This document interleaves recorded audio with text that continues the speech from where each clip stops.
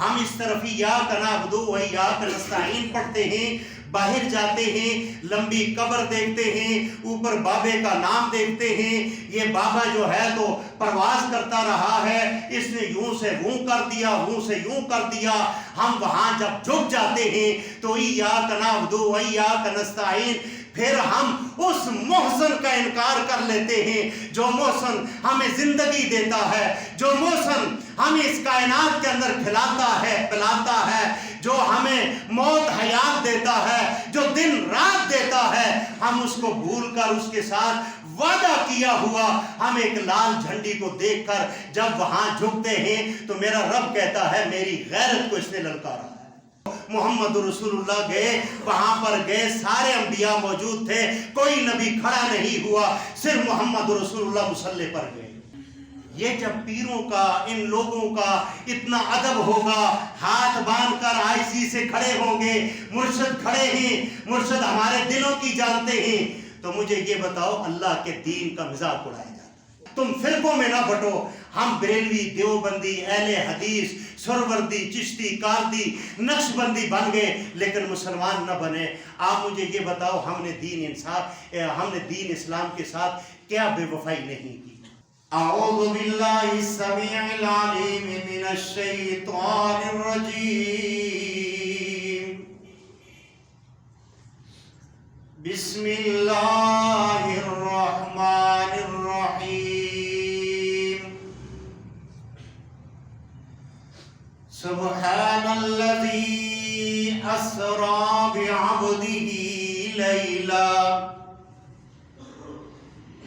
بعبدہ لیلا من المسجد الحرام إلى المسجد الأقصى الذي باركنا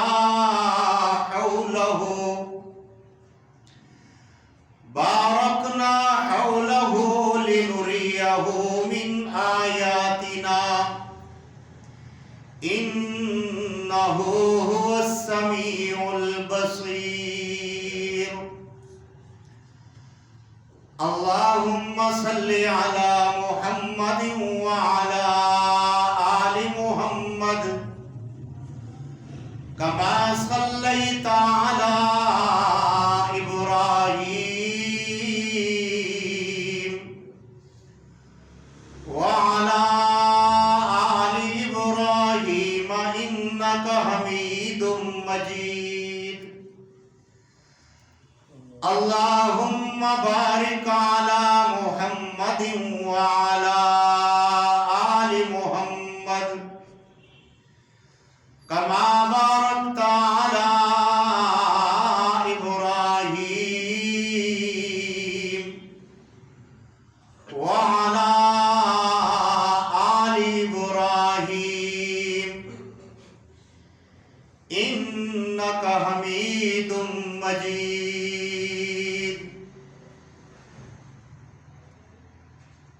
تمام تعریفیں اللہ وحدہ لا شریک کے لائق ہیں، اور بے حد درود و سلام ہو امام کائنات، امام الانبیاء، خاتم المرسلین، نبی اکرم صلی اللہ علیہ وسلم کی ذات گرامی پر، جن کو رب العالمین نے رحمت للعالمین بنا کر مبعوث فرمایا۔ میرے بھائیوں،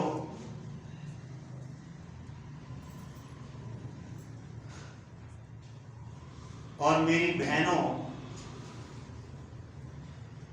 اتق اللہ، اللہ سے ڈرو۔ ہر دن ہمارا موت کے قریب ہو رہا ہے اور زندگی کا ایک دن کم ہو رہا ہے۔ میرے بھائیوں، یہ جو موضوع آپ کے سامنے میں لا رہا ہوں، اس موضوع کی شریعت کے اندر کوئی تاریخ نہیں ہے۔ یہ 27 رجب کا جو اس موضوع کے بارے میں روایات ہیں ان کا کوئی تعلق نہیں ہے۔ نبی اکرم صلی اللہ علیہ وسلم کو معراج مبارک ہوئی ہے، مکی زندگی کے اندر کب ہوئی ہے اس کی تاریخ کنفرم نہیں ہے۔ اس معراج کے راستے کے اندر اللہ رب العالمین نے لفظ سبحان سے آغاز فرمایا۔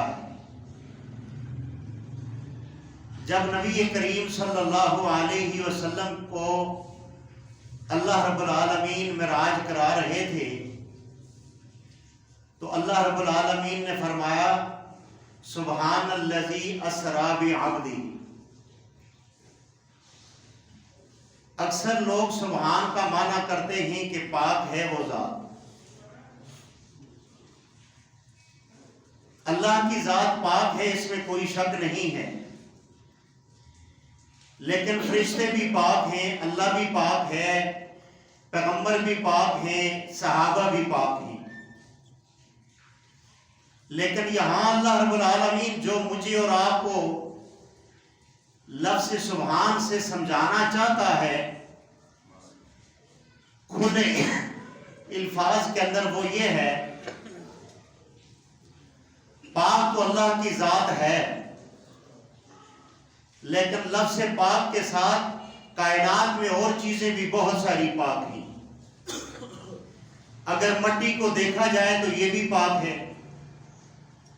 تو اس کا پھر مطلب یہ ہوا کہ نعوذ باللہ مٹی میں اور اللہ میں تو کوئی فرق نہ ہوا، چونکہ مٹی بھی پاک اور اللہ بھی پاک، فرشتے بھی پاک اللہ بھی پاک، یہ فرق تو نہ ہوا۔ یہاں رب العالمین ایک فرق واضح فرمانا چاہتا ہے، لا سنۃ ولا نوم، نہ اللہ کو اونگ آتی ہے نہ اللہ کو نیند آتی ہے۔ ایک انسان کے اندر نقص ہوتا ہے اور ایک کمزوری ہوتی ہے۔ یہاں لفظ سبحان سے اللہ تعالی ہمیں یہ بتا رہا ہے اللہ ہر طرح کے نقص اور کمزوری سے پاک وہ ذات ہے۔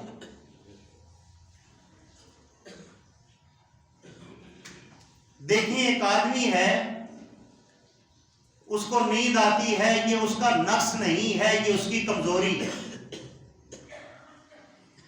ایک آدمی کرسی پر نماز پڑھتا ہے، یہ اس کے اندر عیب نہیں ہے، یہ اس کی کمزوری ہے۔ ایک آدمی بوڑھا ہو گیا، اب سجدہ اس طریقے پہ نہیں کر رہا، رکوع اس طرح نہیں کر رہا، یہ اس کے اندر عیب نہیں ہے، یہ اس کی کمزوری ہے۔ پیغمبر کے اندر کمزوری موجود ہے۔ جتنے بھی پیغمبر آئے وہ سوتے بھی ہیں، وہ کھاتے بھی ہیں، وہ پیتے بھی ہیں، وہ بیمار بھی ہوتے ہیں، وہ چلتے چلتے تھک بھی جاتے ہیں، انہیں گرمی بھی لگتی ہے اور وہ سائے میں بھی بیٹھتے ہیں۔ یہ ہے انسانی کمزوری، اس کو نقص نہیں کہا جائے گا، عیب نہیں کہا جائے گا، یہ انسانی فطرت کے مطابق کمزوری کہا جائے گا۔ اور کمزوری سے اللہ کی مخلوق کوئی بھی ہو وہ اس سے بری الذمہ نہیں ہے، وہ کمزوری اس کے اندر پائی جائے۔ اللہ رب العالمین نے لفظ سبحان سے یہ بھی بتایا کہ سبحان اس ذات کو کہا جاتا ہے جو کل کائنات کے اندر ہر چیز کا مالک ہے، اور جس کا مالک اللہ کے علاوہ کوئی دوسرا نہ ہو یا بنانے میں کسی کا مشورہ نہ ہو، اس کو اللہ کہتے ہیں۔ اور ایک معنی سبحان کا یہ بھی ہے جہاں سے پوری کائنات تعریف کرتے کرتے کرتے کرتے تھک جائے، اور جہاں سے تعریف کا آغاز ہوتا ہے اسے سبحان کہتے ہیں۔ اللہ رب العالمین نے جب پیارے نبی کریم صلی اللہ علیہ وسلم کو معراج کروائی تو یہ رات کے پچھلے پہر کے اندر کروائی۔ مسلمانوں کا جو دن شروع ہوتا ہے وہ رات سے شروع ہوتا ہے۔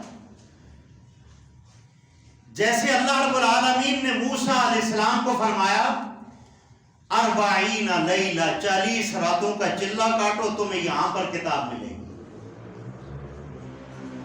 दाऊद अलैहिस्सलाम को भी रात का हुआ। मोहम्मद रसूलुल्लाह सल्लल्लाहु अलैहि वसल्लम को फरमाया, या अय्युहल मुज़्ज़म्मिल कुमिल लैला इल्ला कलीला निस्फहु अव इनकुस मिनहु कलीला।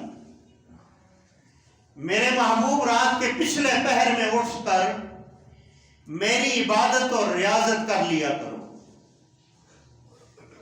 मालूम यह हुआ कि रात की इबादत जो है अल्लाह को बड़ी पसंद है। इसीलिए अल्लाह रब्बुल आलमीन ने मेराज को रात के पहर के अंदर करवाया। और इसके अंदर एक सबक यह भी मिलता है, हजरत इब्राहीम अलैहिस्सलाम पर इम्तिहान आए। अल्लाह ने जब खलीलुल्लाह बनाया तो पहले बिरादरियों का इम्तिहान आया कि माँ बाप को छोड़ दिया, बिरादरी को छोड़ दिया, बेटा हुआ तो बेटे को छोड़ दिया, अपने बीवी बच्चों को ज़ी ज़रइन इंद बैतिकल मुहर्रम ऐसी जगह में छोड़ा जहां दूर तक इंसानियत नजर नहीं आती थी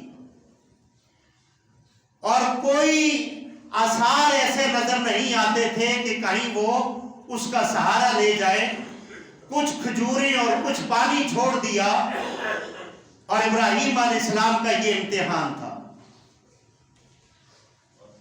इस इम्तिहान के अंदर इब्राहीम अलैहिस्सलाम पास होते ही अल्लाह ने आखिरी इम्तिहान ये लिया कि बैतुल्लाह की तामीर करनी है। जब बैतुल्लाह को तामीर किया गया तो रब्बना वबअस फीहिम रसूलन मिन अनफुसिहिम, फरमाया अल्लाह मुझसे हर तरह का इम्तिहान लिया, मैंने चूंकि चनाचे न किया, चूं चरा न किया, अब तेरा घर बना दिया मैंने तेरे हुक्म के साथ, अब इसको आबाद करने वाला इन्हीं के अंदर से अपना रसूल भी। इसी तरह नबी करीम सल्लल्लाहु अलैहि वसल्लम की ज़ात गिरामी तमाम अंबिया अलैहिस्सलाम पर अल्लाह रब्बुल आलमीन ने इम्तिहान लाए, दर इम्तिहान लाए।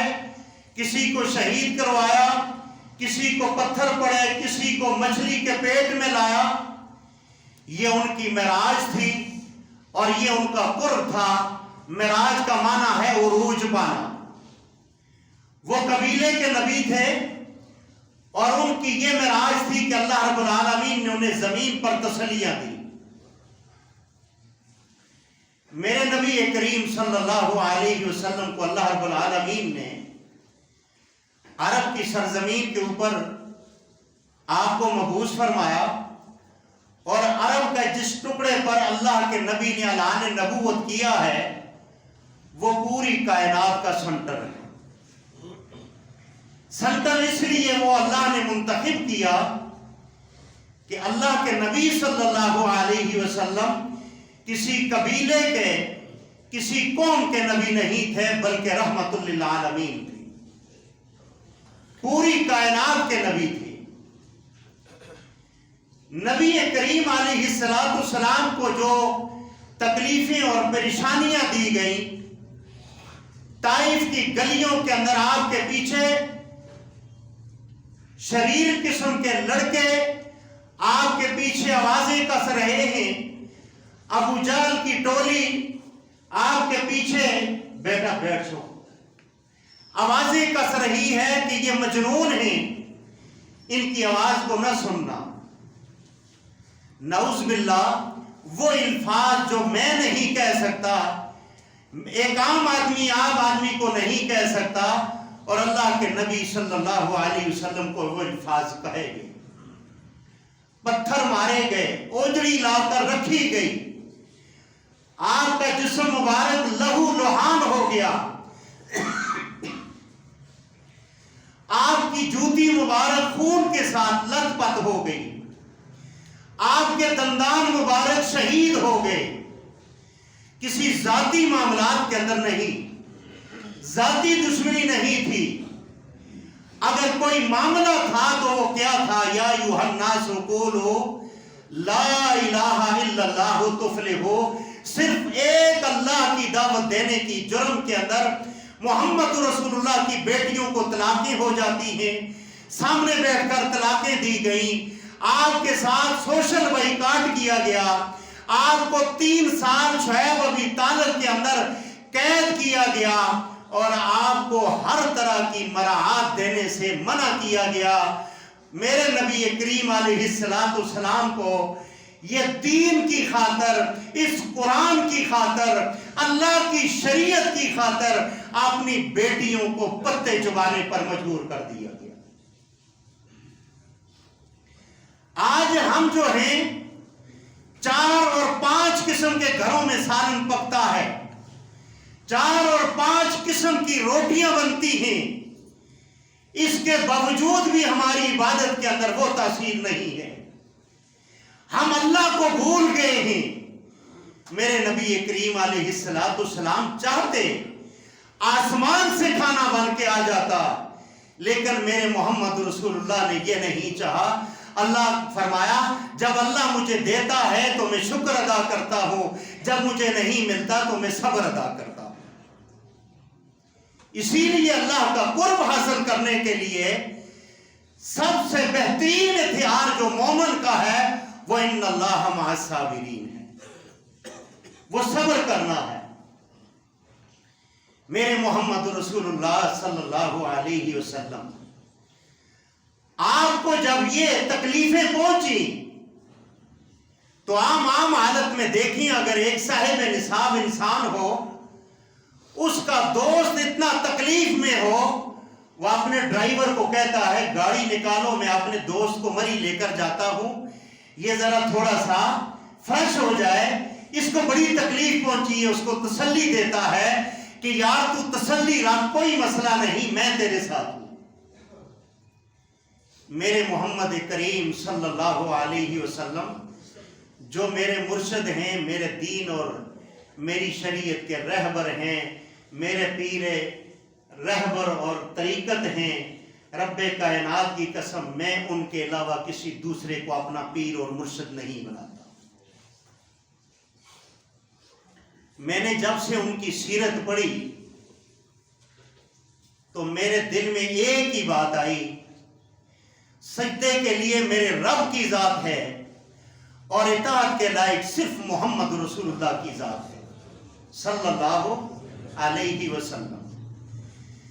جب آپ کو تکلیف پہنچی تو اللہ رب العالمین نے جبرائیل امین کو فرمایا جبرائیل جاؤ، جنت سے سواری لے کر جاؤ جس کے ارد گرد 70 ہزار فرشتے ہوں، اور وہ میرے محبوب کو لے کر آئیں۔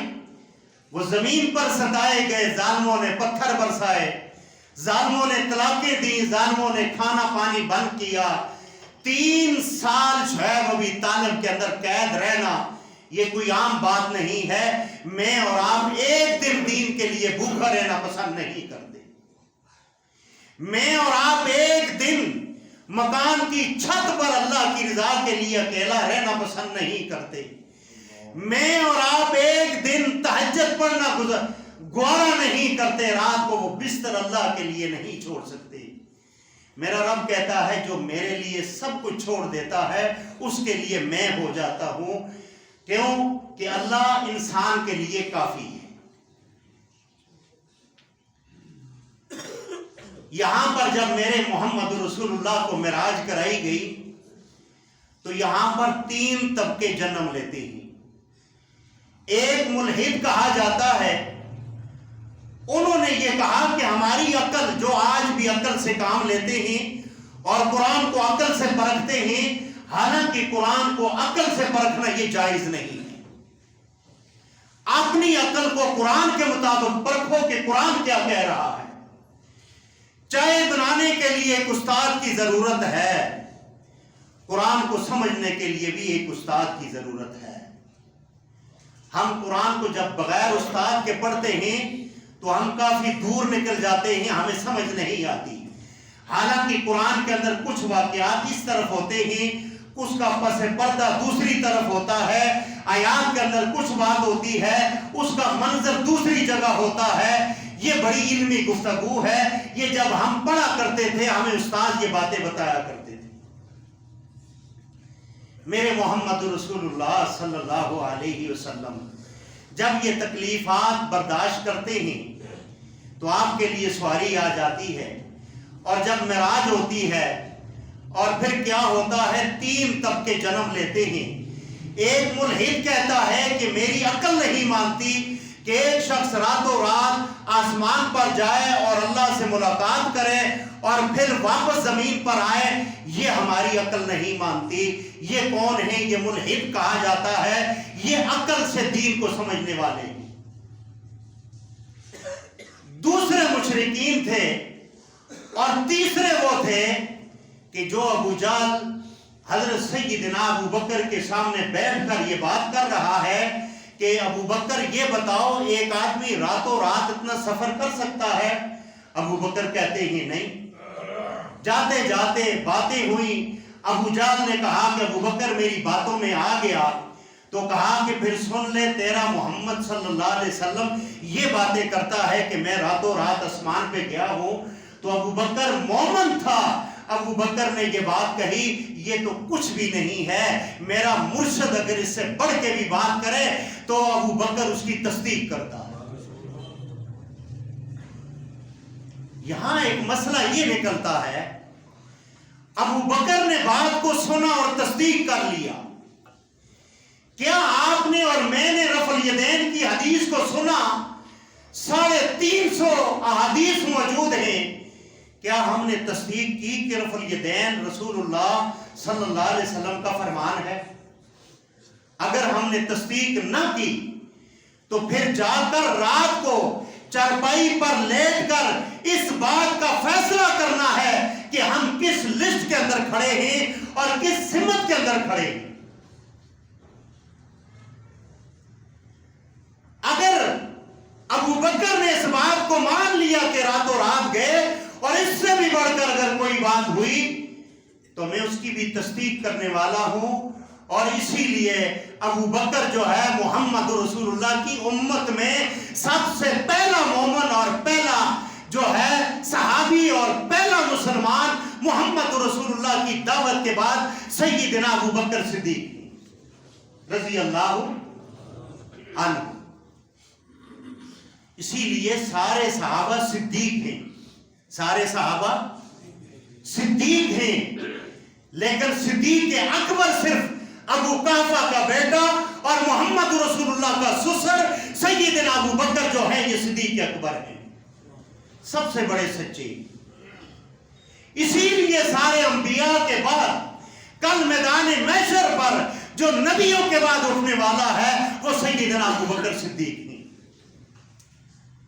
آج کائنات کے اندر سب سے زیادہ ابو بکر صدیق کو گالیاں پڑتی ہیں۔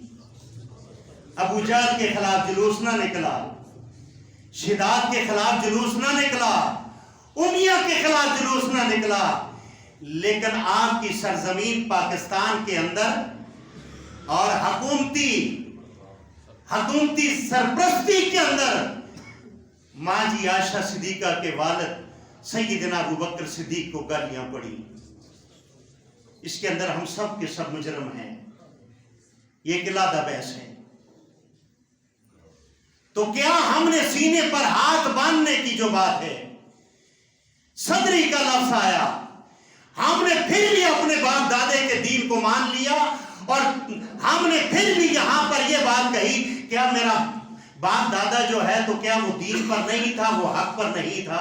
حالانکہ اللہ بار بار قرآن میں کہہ رہا ہے ان الدین عند اللہ الاسلام، دین اللہ کا ہے، کسی کے باپ دادے کی جاگیر نہیں ہے۔ اگر یہ کام ہوتا تو اللہ ابراہیم علیہ السلام کو ابراہیم علیہ السلام کے والد سے ہجرت نہ کرواتا اور اپنا خلیل اللہ نہ بناتا۔ اگر یہی کام ہوتا تو انبیاء کو پتھر نہ پڑتے، اگر یہی کام ہوتا تو پھر اس کائنات کے اندر لوگ شہید نہ ہوتے۔ اللہ کا دین ہے، وہ دین کسی کے باپ دادے کی جگیر نہیں ہے۔ تو کیا ابو بکر تصدیق کرتے ہیں کیا آپ نے اور میں نے خالی رفع الیدین اور سینے پر ہاتھ باندھنے کی ہم نے حدیث کو رسول اللہ کے فرمان کو مانا؟ اگر نہیں مانا تو رات کی تنہائی کے اندر ایک مرتبہ آنکھیں بند کر کے اس بات کا فیصلہ کرنا ہے کہ ہم کس سمت کے اندر ہیں اور کس لسٹ کے اندر کھڑے ہیں۔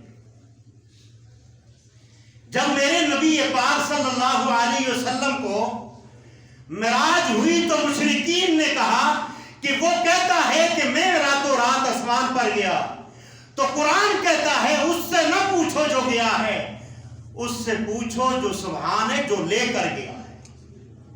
کس سے پوچھو؟ اس سے پوچھو جو سبحان ہے، جو ہر عیب سے، ہر کمی سے، ہر قسم کی کمزوری سے پاک ہے، اس کو کہتے ہیں سبحان۔ اور سبحان وہ ہے جو 40 دن 40 راتیں سیدنا یونس علیہ السلام کو مچھلی کے پیٹ میں رکھ کر زندہ دنیا کے اندر واپس لاتا ہے، اس کو کیا کہتے ہیں؟ سبحان کہتے ہیں۔ پھر فرمایا کہ اسرا بعبدی، اسرا کا معنی ہے سفر، مسجد اقصی تک، بعبدی اللہ فرما رہا ہے سبحان لے کر گیا۔ کس کو لے کر گیا؟ اپنے نور کو لے کر گیا۔ دیکھو میں نے غلط بات کہی اور میرے بھائی جو علم جانتے ہیں انہوں نے مجھے ٹوکا، جزاک اللہ، آپ ایسے ہی ٹوکتے رہے۔ اللہ کس کو لے کر گیا؟ بعبدی، اپنے بندے کو لے کر گیا۔ یہاں یہ مسئلہ ثابت آیا کہ اللہ سبحان میں، قدرت میں، ہر ایک چیز کے اندر سب سے اعلیٰ ہے، اور بندگی کے اندر محمد رسول اللہ جیسا کوئی اور نہیں۔ اور عاجزی اور انکساری اور رکوع اور سجود کرنے میں میرے رب کے آگے میرے محمد رسول اللہ جیسی کوئی دوسری شخصیت نہیں ہے۔ معلوم یہ ہوا کہ وہ اللہ ہے، اور جتنا میرے رب کے قریب کوئی ہو جائے، میرے رب نے پھر فرما دیا انک میت و انہم میتون، کائنات والو سن لو، جتنا میرے قریب آئے میں اس کو بھی موت دوں گا، چاہے وہ محمد رسول اللہ ہو یا جو پیغمبر بھی ہو۔ انک میت و انہم میتون، اے محمد، یہ خاص جو ہے محمد رسول اللہ کے لیے ہے، یہ آیات جو ہے انک میت و انہم میتون، یہ خاص محمد رسول اللہ کے لیے ہے۔ اے میرے محبوب، تجھے بھی موت آنی ہے اور انہوں نے بھی مر جانا۔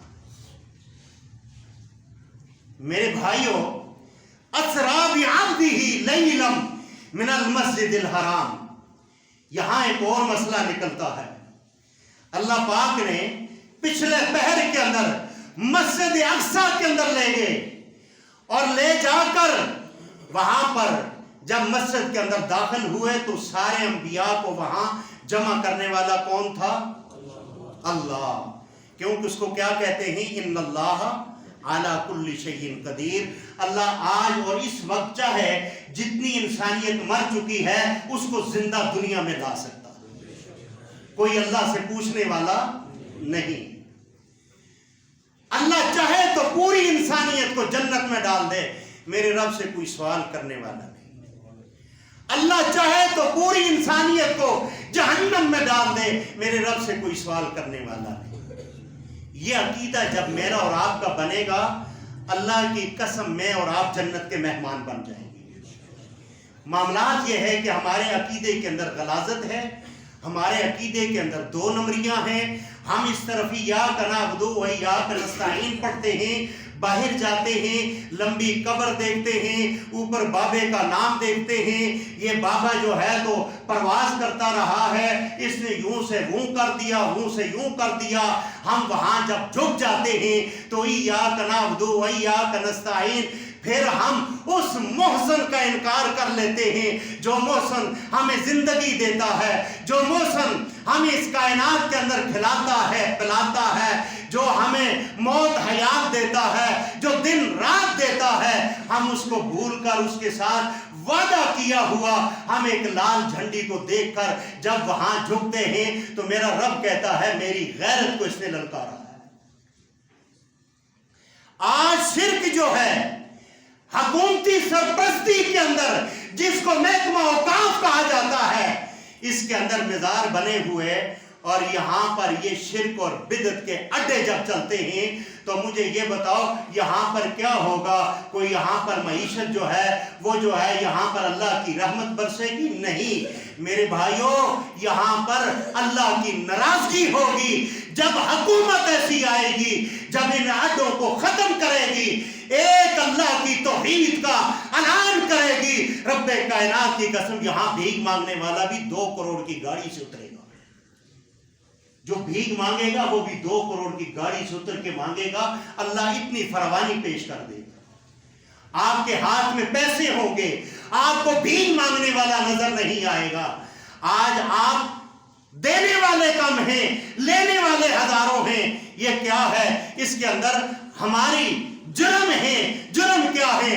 ہم نے اللہ کی ذات کو چھوڑ دیا، محمد رسول اللہ کی اطاعت کو چھوڑ دیا، ہم نے قرآن کو چھوڑ دیا، اخباروں کے پیچھے پڑ گئے، ہم نے قرآن کو چھوڑ دیا، ہم بابوں کے پیچھے پڑ گئے، ہم نے اللہ کے دین سے مکمل قطع تعلقی کر دی۔ میرے بھائیوں، محمد رسول اللہ صلی اللہ علیہ وسلم جب مسجد میں داخل ہوئے تو سارے انبیاء وہاں موجود تھے، آپ نے وہاں نوافل ادا کیے، وہاں کوئی کھڑا نہیں ہوا۔ یہاں ایک مسئلہ میں بتاتا ہوں، میری بات اچھی لگے مان لینا، نہ لگے تو چھوڑ دینا۔ میرے بھائیوں، یہاں مسئلہ یہ نکلتا ہے، آج کے علماء کو دیکھو، جب آتے ہیں ان کے گلوں کے اندر پھولوں کا ہار پڑتا ہے۔ مسجد میں جو آتے ہیں تو سب کو کہا جاتا ہے پیر صاحب آگے کھڑے ہوں، استقبال کرو۔ محمد رسول اللہ گئے، وہاں پر گئے، سارے انبیاء موجود تھے، کوئی نبی کھڑا نہیں ہوا، صرف محمد رسول اللہ مصلی پر گئے۔ یہ جب پیروں کا، ان لوگوں کا اتنا ادب ہوگا، ہاتھ باندھ کر آہستگی سے کھڑے ہوں گے، مرشد کھڑے ہیں، مرشد ہمارے دلوں کی جانتے ہیں، تو مجھے یہ بتاؤ اللہ کے دین کا مذاق اڑایا جاتا ہے۔ ہم کس سمت میں جا رہے ہیں مسلمانوں؟ پھر مختصر بات یہ ہے، اللہ کے نبی کو جب وہاں پر انبیاء کو نمازیں پڑھانے کے بعد جب آسمانوں پر لے کر گیا تو وہاں پر حضرت ماں جی عائشہ صدیقہ رضی اللہ تعالی عنہ، یہاں میں شارٹ کٹ کر رہا ہوں میرے بھائیوں، یہاں پر 2-3 طبقے بن گئے، اور مولوی نیٹ پر اس پر بڑا کام کر رہے ہیں کہ جب آسمان پر گئے فَكَانَ قَابَ قَوْسَيْنِ أَوْ أَدْنَىٰ، تو یہ نہ رہا، وہ نہ رہا، دونوں ضم ہو گئے۔ کہو استغفر اللہ۔ یہ مولوی بات کرتے ہیں، کہتے ہیں آمنے سامنے بیٹھ کے لا تدرکہ الابصار، اللہ کا قرآن کہتا ہے دنیا میں مجھے کوئی آنکھ انسانی نہیں دیکھ سکتی۔ موسیٰ علیہ السلام نے اللہ سے التجا کی تھی کہ یا اللہ مجھے اپنا دیدار کرا دے، فرمایا میرا دیدار تو دور کی بات ہے، میری تجلی دیکھ، سامنے پہاڑ پر میں ڈالتا ہوں۔ موسیٰ علیہ السلام بھی بے ہوش ہو گئے۔ اللہ قرآن میں یہ کہتا ہے کہ مجھے کوئی آنکھ نہیں دیکھ سکتی، اور 14ویں صدی کے بعد آج کا ملوٹا جو ہے آ کر ایک حلوے کی پلیٹ کے لیے، ایک نذرانہ لینے کے لیے جب اللہ کی شریعت کا مذاق اڑاتا ہے تو ماں جی عائشہ صدیقہ اس پر فتویٰ لگاتی ہے، فرمایا اگر کوئی یہ کہتا ہے معراج کی رات میں محمد رسول اللہ نے اللہ کو دیکھا ہے، ماں جی فرماتی ہیں کہ وہ جھوٹ بول رہا۔ یہ حدیث ہے، فرمایا کہ وہ جھوٹ بول رہا ہے، وہ کذاب ہے، وہ جھوٹا ہے جو یہ کہتا ہے کہ محمد رسول اللہ نے اللہ کو دیکھا۔ معاملات یہ ہوئے کہ اس کے پیچھے کچھ پیغام تھا، وہ پیغام کیا ہے مختصر چند باتیں میں آپ کو یہ کر دیتا ہوں۔ جب آسمانوں پر لے کر گئے، جنت کے اندر مشاہدہ کیا، جنت کی سیر کروائی گئی، تو سب سے پہلے محمد رسول اللہ نے اپنے آگے قدموں کی آواز کو سنا، اور وہ آواز کس کی تھی؟ سیدنا بلال حبشی کی تھی۔ یہاں ایک مسئلہ یہ نکلتا ہے، آج اگر چودھری، ملک، گجر اگر یہ اس دین کے اندر کوئی حیثیت رکھتے تو محمد رسول اللہ آ کر دنیا کے اندر، محمد رسول اللہ زمین پر آ کر حضرت سیدنا بلال حبشی سے یہ نہ پوچھتے اے بلال तू क्या अमल करता है? जन्नत में मैंने जिब्राइल से पूछा ये आवाज किसकी है? फरमाया आपके उम्मती बिलाल की है। वो कहाँ है? वो मक्का के अंदर है। अल्लाह उसकी आवाज को जन्नत में सुना रहा। वजह क्या है? हजरत बिलाल की आवाज सुनाने की कोई चौधराट, कोई मलक, कोई और नहीं, वो तो गुलाम दल गुलाम था। वजह यह थी उसने मोहम्मद रसूलुल्लाह की इताअत के अंदर इंतहा कर दी थी, वरना बिलाल जो था वो तो गुलाम दर गुलाम था। अगर ये खुशखबरी किसी बरादरी की निस्बत से सुनाई जाती तो अबू लहब को दुनिया में आकर अल्लाह के नबी अबू लहब को सुनाते, अबू जहल को सुनाते कि तुम्हारी आवाज सुनाई दी। नहीं, अल्लाह के यहाँ हुदल लिल मुत्तकीन किसी चौधरी, किसी मलक, किसी गुजर की हसीयत नहीं है। अगर हसीयत है हुदल लिल मुत्तकीन की है, वो तकवा और परहेजगारी एक गरीब के अंदर है, एक पालिश करने वाले के अंदर है, एक झुग्गियों में रहने वाले के अंदर है। अल्लाह के यहाँ वो इज्जत वाला, अल्लाह के यहाँ वो क्या है? इज्जत वाला है। अगर यही तकवा परहेजगारी अगर किसी कोठी वाले के पास, प्लाजो वालों के पास नहीं है तो रब्बे कायनात की कसम मेरे रब के यहाँ इसका जीरो का निशान भी नहीं। मोहम्मद रसूलुल्लाह सल्लल्लाहु अलैहि वसल्लम, सुन लो, जब वहां देखा एक कौम ऐसी है जिनके बड़े बड़े पेट हैं, बड़े बड़े मटकों की तरह पेट हैं, और उन पेटों के अंदर सांप और बिच्छू जो है दूर से नजर आ रहे हैं। मोहम्मद रसूलुल्लाह ने पूछा, जिब्राइल से पूछा, ये कौन है? अगर अल्लाह के रसूल इल्म गैब जानते तो जिब्राइल से कभी भी ना पूछते, लेकिन अल्लाह के रसूल इल्म गैब नहीं जानते थे। पूछा, जिब्राइल ये कौन है? फरमाया, अल्लाह के रसूल ये आपकी उम्मत के वो सूद वाले हैं, सूद करने वाले। मुझे ये बताएं, इस मजमे के अंदर ऐसे लोग हैं या नहीं? क्या सूद लिखने वाले अदालतों के अंदर, क्या लेन देन करने वाले, गवाही देने वाले?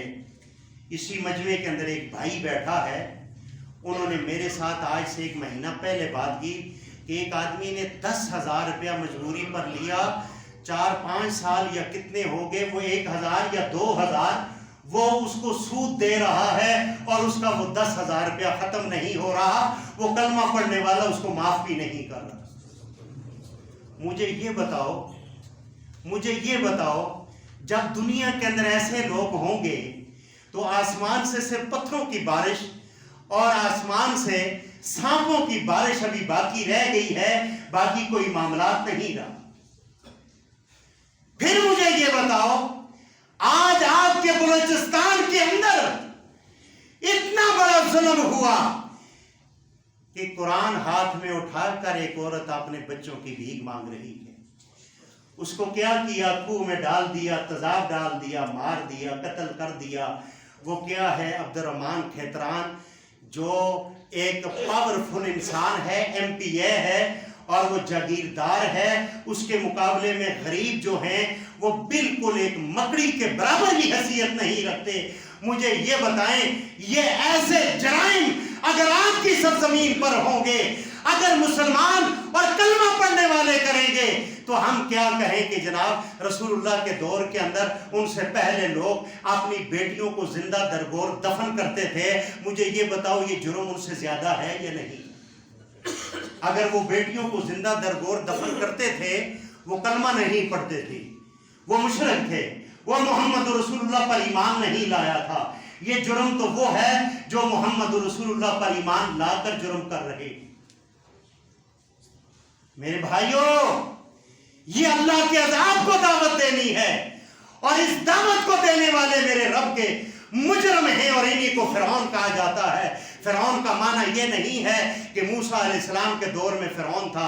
फिरौन वो है जो जुल्म करता। इसीलिए मोहम्मद रसूलुल्लाह ने फरमाया, एक आदमी इतनी ताकत रखता है कि वो किसी को माफ कर सकता है। अगर उसने, गरीब ने इसके साथ बहुत ज्यादती की, ये एक फोन पर सारे थाने को हिला सकता है, 3 थानों की पुलिस आ सकती है, ये उससे हर तरह का बदला ले सकता है, लेकिन इसने बदला लेने को فوقیت نہیں دی، بلکہ یہ پیدل چل کے اس غریب کے دروازے پر جا کر اس کو گلے سے لگا کر اس کو معاف کرتا ہے، تو محمد رسول اللہ نے فرمایا کل اللہ اس کو عدالت، کل اللہ اس کو جنت بھی اس کی منشا کے مطابق عطا فرمائے۔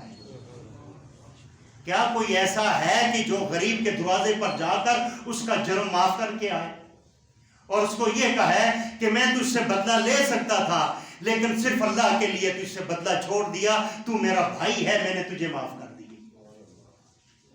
آج مسلمانوں خالی نماز جو ہے یہ شریعت نہیں ہے، روزہ رکھنا، روزہ بند کرنا، گالیاں دینا، یہ جو ہے عبادت نہیں ہے، یہ شریعت نہیں ہے۔ شریعت یہ ہے ادخلوا فی السلم کافہ، تم سارے کے سارے اسلام کے اندر آ جاؤ۔ جب تم اسلام کے اندر آؤ گے پھر تمہاری داڑھیوں کا یہ فریم نہیں ہوگا، یہ آپ نے من پسند کی داڑھی نہیں ہوگی، پھر محمد رسول اللہ کی پسند والی داڑھی ہوگی۔ پھر جو محمد رسول اللہ چاہیں گے اور جو آپ نے نقشہ بتایا پھر وہ والی داڑھی ہوگی۔ پھر اس کو تو اللہ کے رسول نے فرمایا تھا یہ قضا ہے، کسی جگہ سے کاٹنا اور کسی جگہ سے سر کو مڑانا اور یہ کرنا اور وہ کرنا۔ مسلمانوں انشاءاللہ اسی موضوع کو اگلے جمعے پر ہم انشاءاللہ اس کو آگے دہرائیں گے اور ساتھ شعبان کے حوالے سے بھی گفتگو کریں گے۔ شعبان کے اندر اللہ کے رسول صلی اللہ علیہ وسلم کا آپ کا انداز اور طرز کیا ہوتا تھا، آپ کثرت سے روزہ رکھا کرتے تھے۔ کیا آپ کے اندر کوئی ایسا ہے رمضان کی تیاری کرنے کے لیے کثرت سے روزے رکھیں؟ کیا اس مجمع کے اندر ایسے ہیں، ایسی میری بہنیں ہیں؟ آخری حدیث سنا دوں، حضرت سیدنا ابو بکر صدیق رضی اللہ تعالی عنہ نے ماں جی عائشہ صدیقہ کو فرمایا جب تم محمد رسول اللہ کو خوش دیکھو تو آپ نے ان سے دعا کروانی ہے میرے لیے اور اپنے لیے، اور یہ سنت ہے۔ ایک دن ماں جی عائشہ صدیقہ نے محمد رسول اللہ آئے، تیزی سے آئے اور کچھ چیز لی اور جانے لگے، ماں جی عائشہ صدیقہ نے راستہ روک لیا اور فرمایا اللہ کے رسول آج میں نے آپ کو خوش دیکھا ہے، آپ ہمارے لیے دعا کریں۔ اے میرے محبوب کی امت کے ساتھ بے وفائی کرنے والوں سن لو، جب دعا کی فرمایا عائشہ میرا کوئی انتظار کر رہا ہے جانے دو، فرمایا اللہ کے رسول مجھے میرے باپ نے کہا ہے جب اللہ کے رسول کو خوش دیکھو تو دعا کروانا۔ ہاتھ اٹھائے، فرمایا اللہ ابو بکر سے اور ان کے اہل سے اللہ حساب میں رعایت کا معاملہ کرنا، یا اللہ بغیر حساب کے جنت عطا فرما دے۔ عائشہ صدیقہ رونے لگ گئی، فرمایا اللہ کے رسول کی خوشی کے آنسو ہیں۔ آپ خاموش ہو گئی، محمد رسول اللہ کے کندھے پر ماں جی عائشہ صدیقہ نے اپنا سر رکھا اور رونے لگ گئی۔ فرمایا عائشہ میں ڈیلی اپنی امت کے لیے یہ دعا ڈیلی مانگتا ہوں، یہ آپ کے لیے اور میرے لیے دعا مانگی اور میں نے اور آپ نے محمد رسول اللہ کے لیے کیا کر دیا؟ ہم نے کیا کیا؟